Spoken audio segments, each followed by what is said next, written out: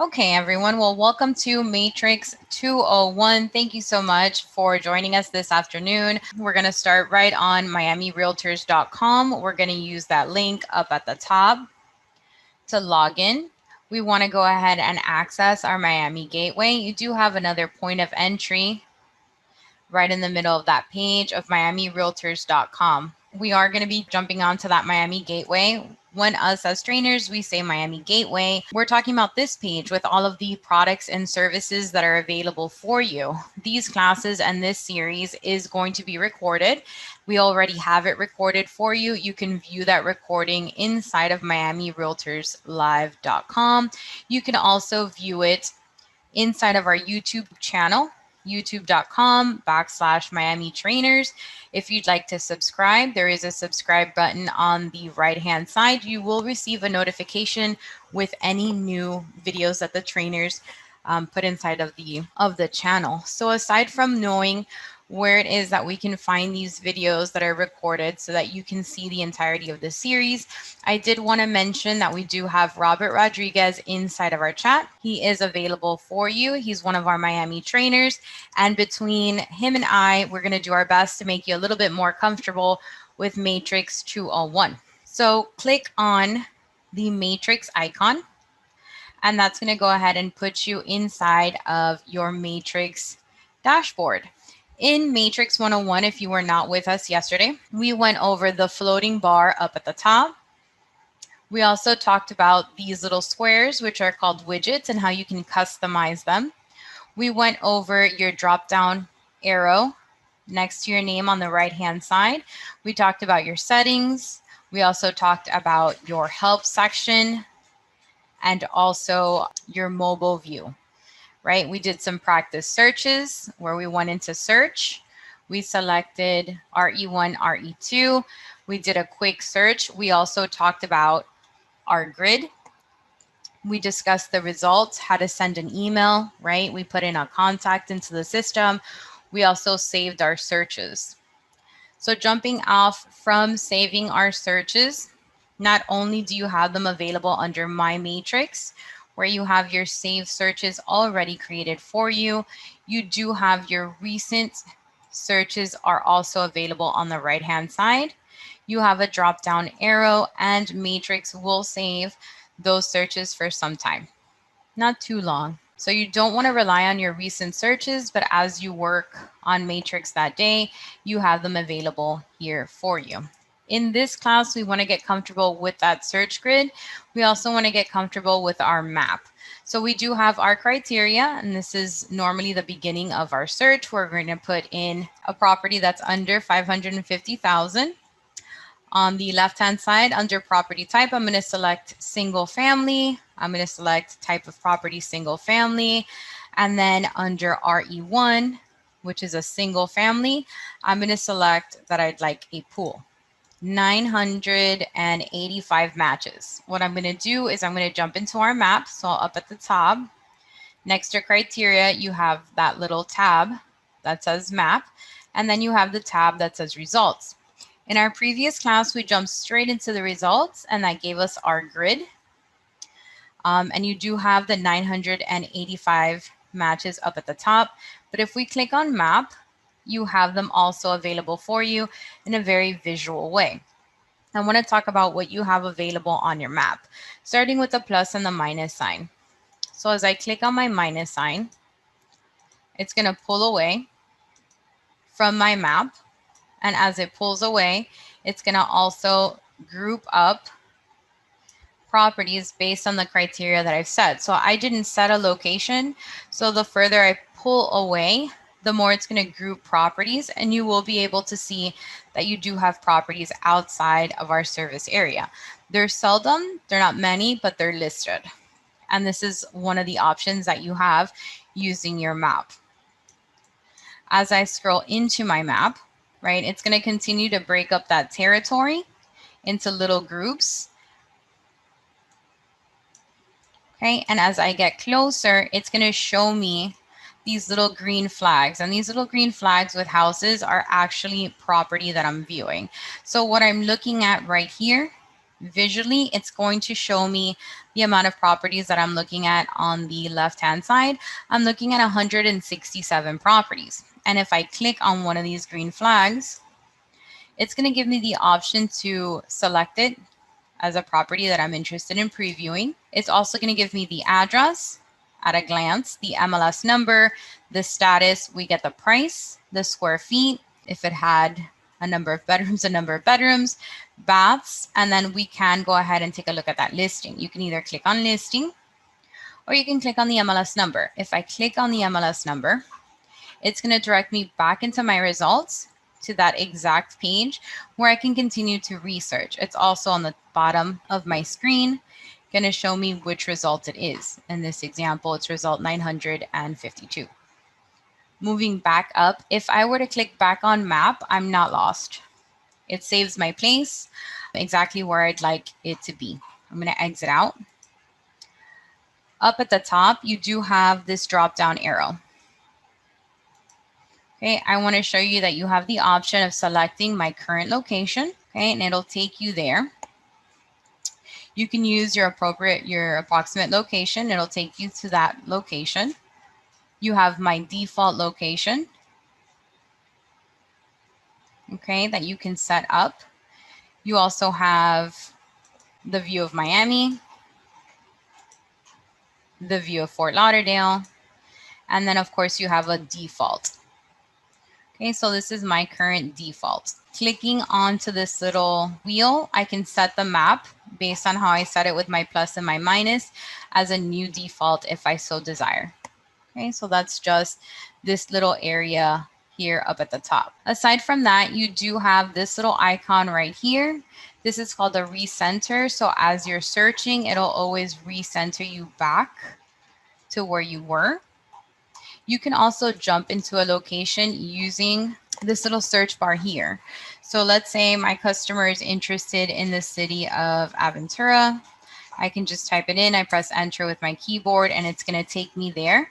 The map is also going to drop down a pin, right? And then I can use my different shapes to draw on this map. And as I draw on this map, it's going to select the properties in that territory. So for example, if I'm interested in drawing this first one, a radius, I can go ahead and I can select it. Once it turns yellow, it means it's selected. I can start from my Aventura location and I can pull out. As I pull out, you can see how many miles out I'm going. Okay, so let's say I want to go out 4.25 miles. Everything that's going to be available for me, my new results are what's inside of my new radius. If I click on results, these are the properties that are going to be available. I was searching properties, so if I wanted to go back to the singles line grid, simply click on agent single line grid. And here are all my results.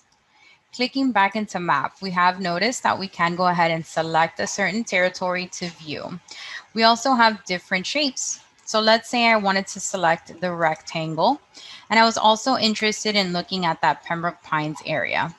I can simply draw a shape in the area that I'm interested in, and now I can view properties in two different locations on my map simultaneously using my shapes. You can also use a polygon and a freehand shape. Okay, so if you want to draw a specific shape, let me get a little closer. If you want to draw a specific shape on your map, you can go ahead and use this polygon shape. It's a great option for that. You'll know that it's active once it turns yellow. And you can combine the polygon shape with some of these layers. So I'm going to click on layers just so I can show you what these are. If you click on layers, you can see that you can create different layers on your map. The first one I'm going to do is I'm going to click on zip just so I can show you that I can outline my map in different zip codes. So if you're not familiar with zip codes and you want to go ahead, they disappear if we get too far from the map. If you want to work a specific area or a specific zip code and you're not aware of all of that territory, you can go ahead, use your layers, create that zip code, and draw a polygon, right? You can use a polygon to create that shape if you'd like. This one, you use it a little bit different. You would click and pull, click and pull, continue to click and pull until you've closed out that shape. Right, and now we have the properties that are available in zip code 33065, Coral Springs. You can always go back, get into your boundaries, and remove that zip code.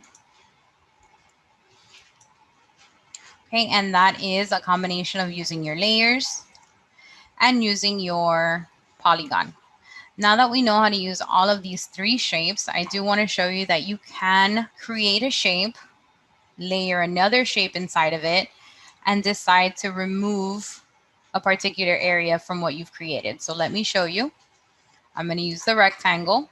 Let's say my customer is not interested in living past 81st Ave.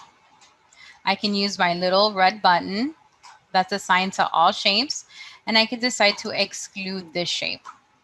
So the properties are going to still be available, but anything inside of my red shape is now gone. We have quite a lot going on inside of our map. If I want to remove everything from my map, you have this little eraser. So go ahead and click on clear all shapes, and all of our shapes are gone. If I want to clear out that little pin, I would simply click on it, click delete location marker. And now all of my results are back to normal. If I don't want to be in Aventura anymore, I can simply click on my default location, and I'm back. We now have this program as well, or this shape. It's called an INREX drive time. This is an excellent option to begin a search with a customer. So most customers, one of their requirements will be based on their location of their job or their child's school. So I'm going to show you that you can click on INREX drive time. You can enter the location of your customer's job. You can select that they're going to be driving here. They need to arrive at their job at 9 a.m. and they're okay with a 20-minute drive. And you can select the day that their week starts. So we're going to leave it on Monday. Simply click on add. And now the map has created a shape for us. And inside of this shape is all of the properties that would be available to our customer based on the location of her job. If she needed to get there in 20 minutes by 9 a.m. starting on a Monday. This is a great way to start a search. If a particular customer is interested in living by a school or understanding different school districts, that's another great option that you can use with your layers.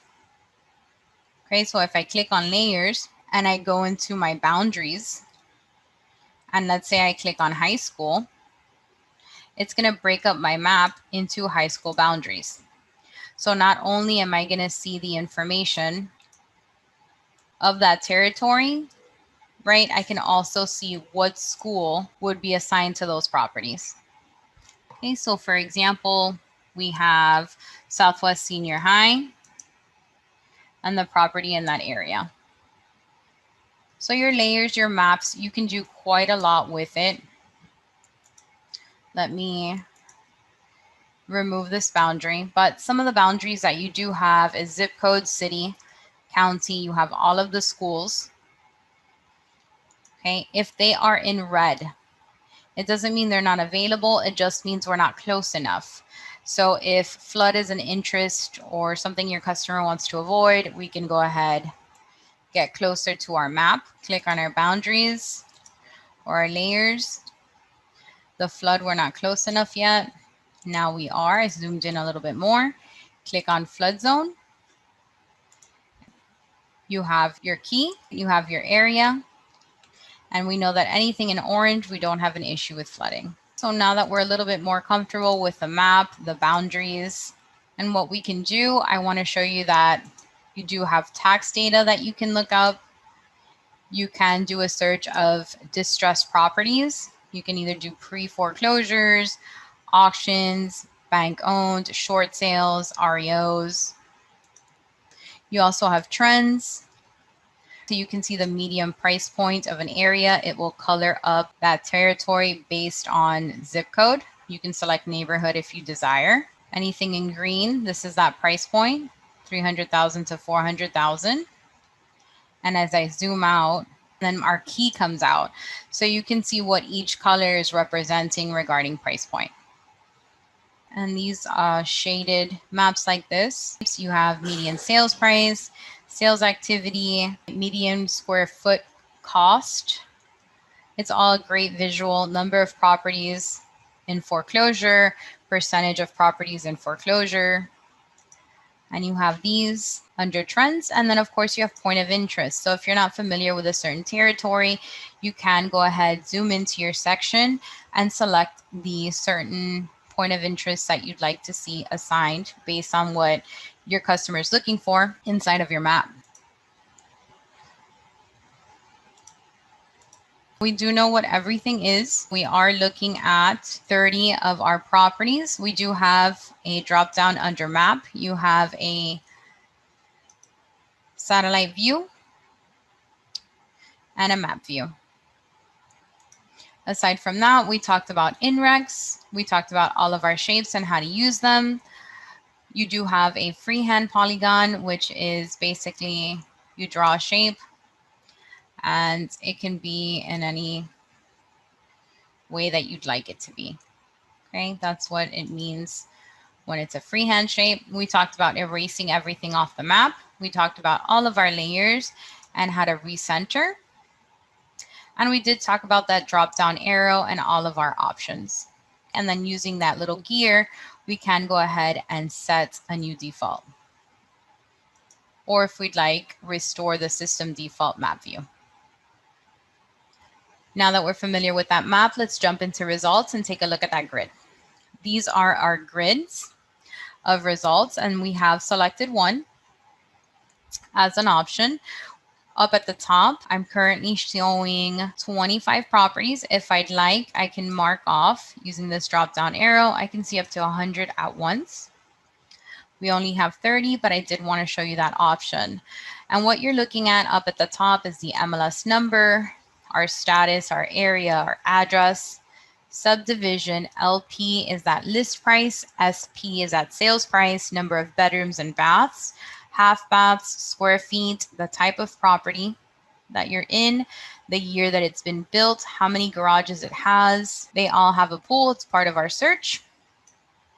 If it's waterfront, what's the design, what's the lot size? We also can see that each property is assigned its own tax service. So you have the option between realist. You also have IMAP that you can look at.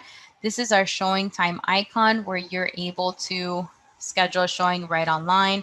We do have a showing time class, which shows you all the tips and tricks to make your life a little bit easier when you are scheduling properties, especially when you're scheduling a tour with multiple agents, multiple homes. We teach you how to do that. That's called showing time with Matrix. You also have these little icons to see virtual tours. I do want to show you that you can sort this information simply by clicking on the title. So for example, listing price, it is showing me by default the most expensive home to the least expensive home. If I were to click it again, it's then going to sort that information from least to greatest. I can do the same thing with square feet if I'd like. Okay, so now it's put in order from least to greatest. If I click it again, it's now from greatest to least. I can do the same thing for year built, bedrooms and baths. I can put my subdivisions in order alphabetically if I'd like. So I can see how many properties are available per subdivision, more or less that price point. SP is always going to be empty when I'm looking for active properties because it hasn't closed yet. So maybe this is something we don't want in our grid. If you'd ever want to remove a certain section from your grid, easy to do, just click on the white space. It's going to open up a menu and you can go ahead and remove that column.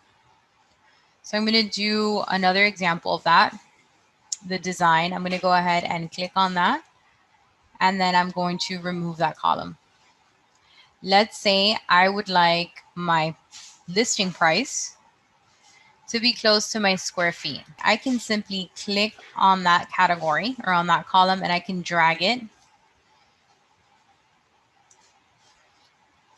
so that I'm viewing my listing price and my square feet in the same area. If I want to add something because my customer has additional criteria that I need to look at inside of my results, we can add something. So I'm going to right click on the section that I want to add. I can click, instead of remove column, insert a column.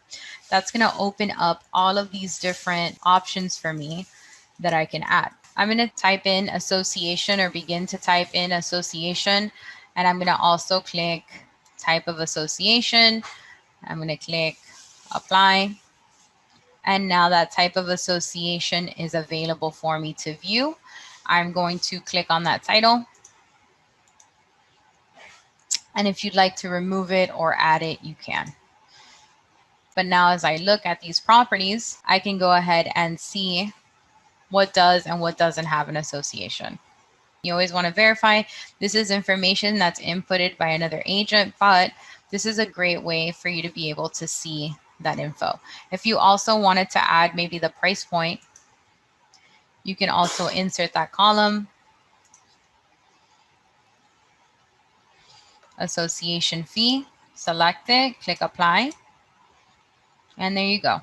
You have these fees that are now available as part of your search. 40, 0, 65.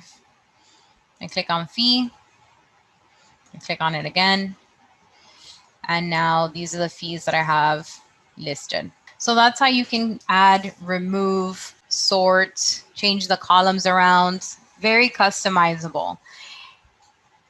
If you go into this and you customize your results for a single family home, certain criteria that you always want to look at, you can go ahead and save it. You have this pen and paper where you can click on that and you can give it a name, single family, association, fee, and type.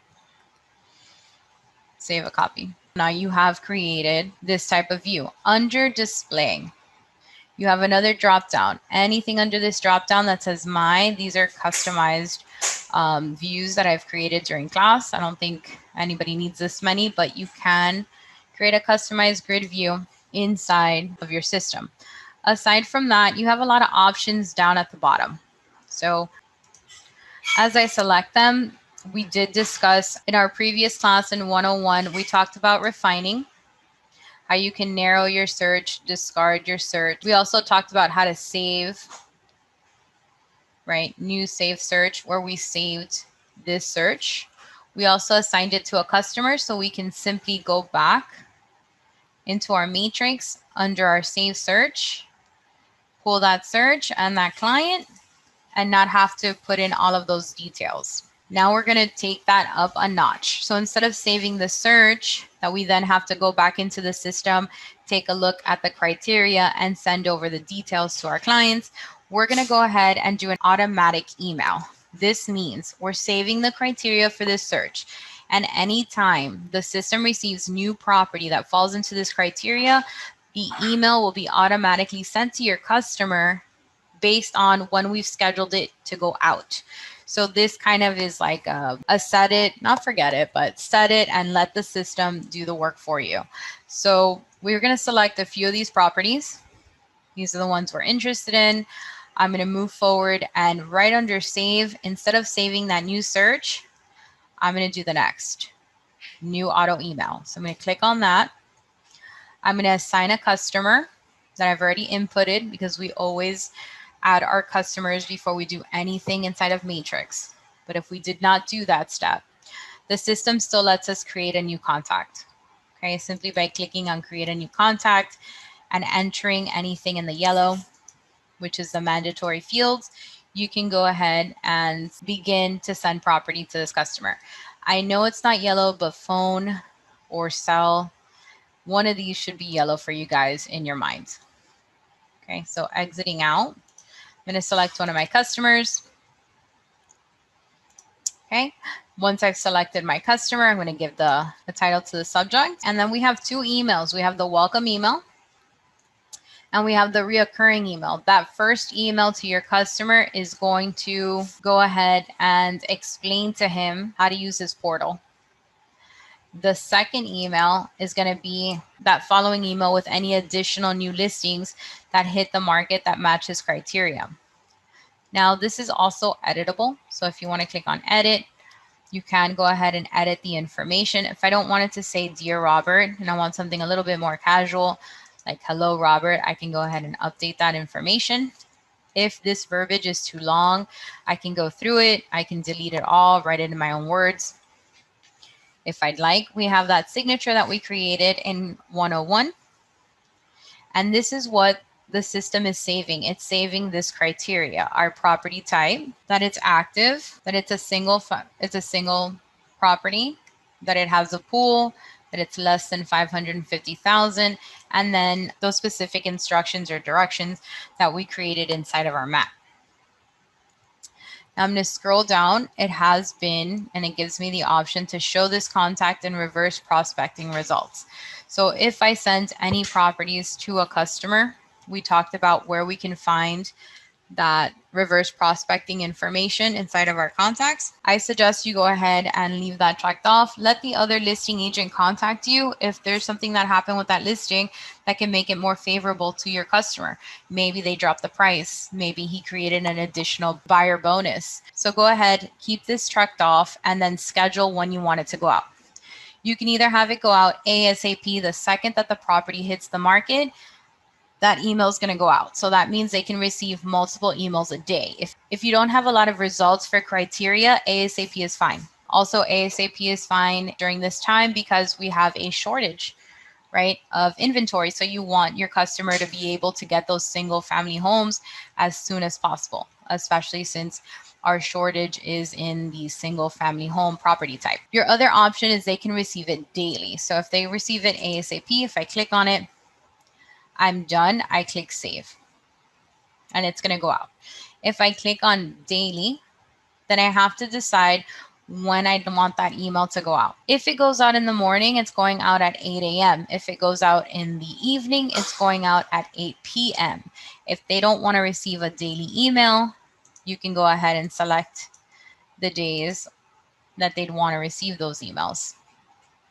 Okay, if they don't want to select or have any emails in the morning, simply clear it out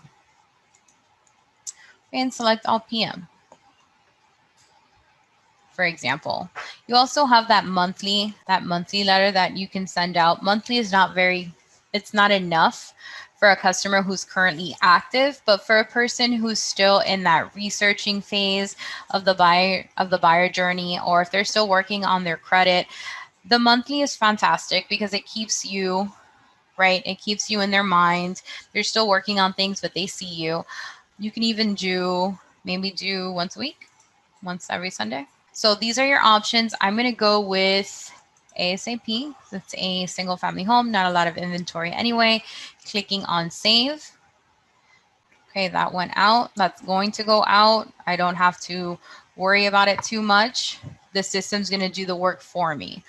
Now, let's say you have a customer who is maybe a particular customer, somebody who is closer to buying inside of their journey. You've seen more properties with that person. You know what they like, what they don't like, and you want to add an additional layer of service. You can. It's called a concierge service. And what that means is the system will go ahead, run that search as usual, and it'll go ahead and send the email of anything that matches the criteria to you, the realtor, instead of your customer. Then you preview those properties, select the properties that you want to send to your customer, and then it'll go out. So that's an additional layer of service. We're going to do it with the same criteria. It's in the same place. Save, new auto email in the same way. Select our customer, right? Give it a title. You have your welcome email and your recurring email, right? But now under settings, I'm going to click enable concierge mode. It's also going to send me an alert notification by email. Okay, and it's also going to show all the contacts in reverse process prospecting results. I'm okay with that. I'm going to save this, and then I'm going to go to approvals. Now, these are all the listings that I have for my customer. I don't want him to see all of the properties. I'm going to sort it by price.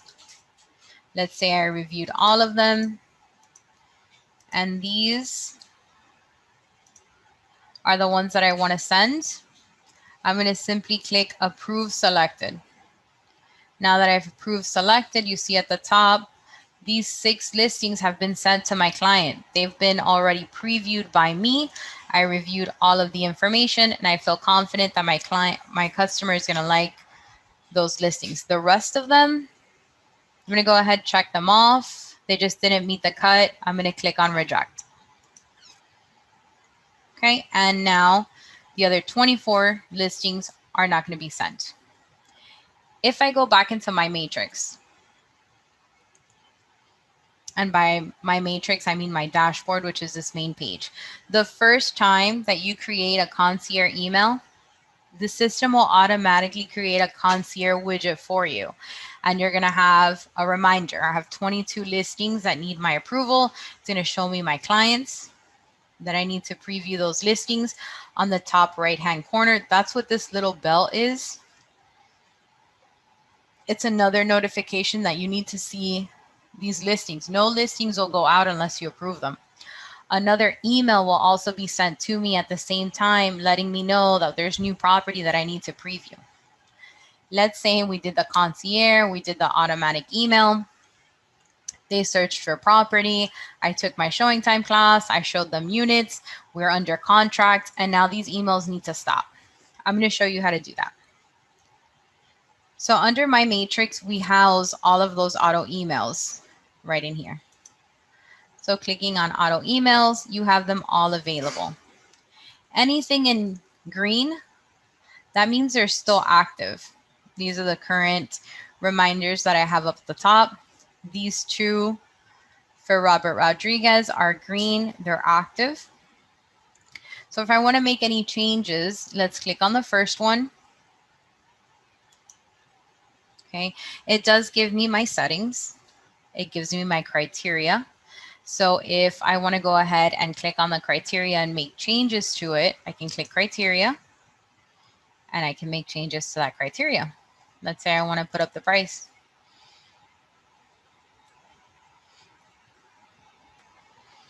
Okay, I put up the price and I click save. Okay, and then it's going to prompt me to send that once again. So once I made changes, it actually prompts me into the settings. And you do have quite a few options under the settings. If I scroll down, I have enable and disable and the concierge.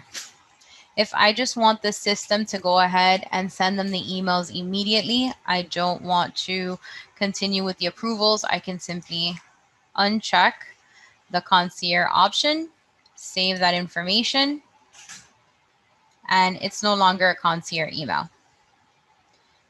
How did I get to settings without the system prompting me in? I'm going to show you that now. Right here. Okay, so this is where we were. We're in Homes for You for Robert. These are the settings. It's that first option. To get to this menu, you simply click on this drop-down arrow, clicking on settings. And we're in the settings. We remove the concierge. Let's disable it. We already found the property. We already have a contract. We're going to focus on closing. I'm going to go ahead and click save. And now you see that that has been turned off. That's the best way to turn off an auto email. Simply click on it, go into your settings, scroll all the way to the bottom, click disable, and then click save. I'm saying it's the best way because there's another way. So the other way is, let's say I want to remove this one. So aside from settings and changing our criteria, we can pull the results. We can see when we began. So date since, any market updates. But here you have that other option to delete an auto email. Now, you can go ahead and delete your auto email, that's fine. But let's say the deal falls through and Robert's a little disappointed and he wants to take a break and he goes, all right, Christy, I want to take a break. I want to start again next year, you know, in February. I'll be ready in February. Perfect. I can go back into my system, simply click on settings, scroll back down, and enable him again. I don't have to do everything over. Of course, I can go back and update criteria if I'd like, but everything's already made for him.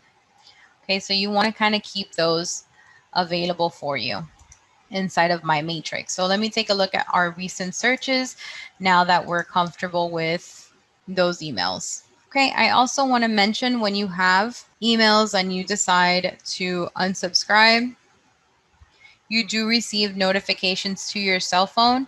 And that's because we went ahead and we set up your cell phone to receive notifications from your customers. Okay. In this screen, that I have not created an auto email and I have not created a save search. If I were to just send these properties, anything checked, it will only send the blue ones. So if I go into actions and I send an email, the only emails that will be sent are going to be these checked off emails. If I created an auto email and it's going to go out, the first properties that are going to go out are just going to be these first checked off emails.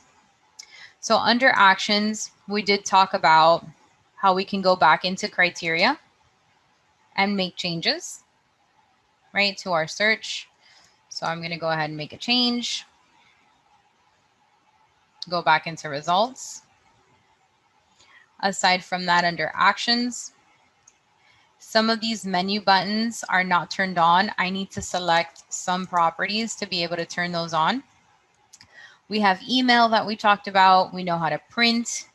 CMA, you can start a CMA from this window. We talked about CMAs in the next class, Matrix 301. So if you want to join me for Matrix 301, we can also do directions. So if you click on directions, the system will populate those directions for you. Clicking on back to results. We have stats that we can pull. We can export this information. We can also create our showing time so we can group properties together and create that tour. We go more into that inside of showing time in Matrix.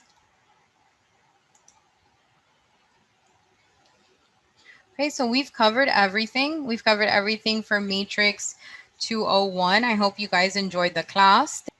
Okay, so thank you guys for being with us today. Thank you so much, Robert, for all of your help in the chat. Have a beautiful rest of your day. If you want to do the whole thing in Spanish, we're going to be doing that shortly. It's the same link. Bye, guys.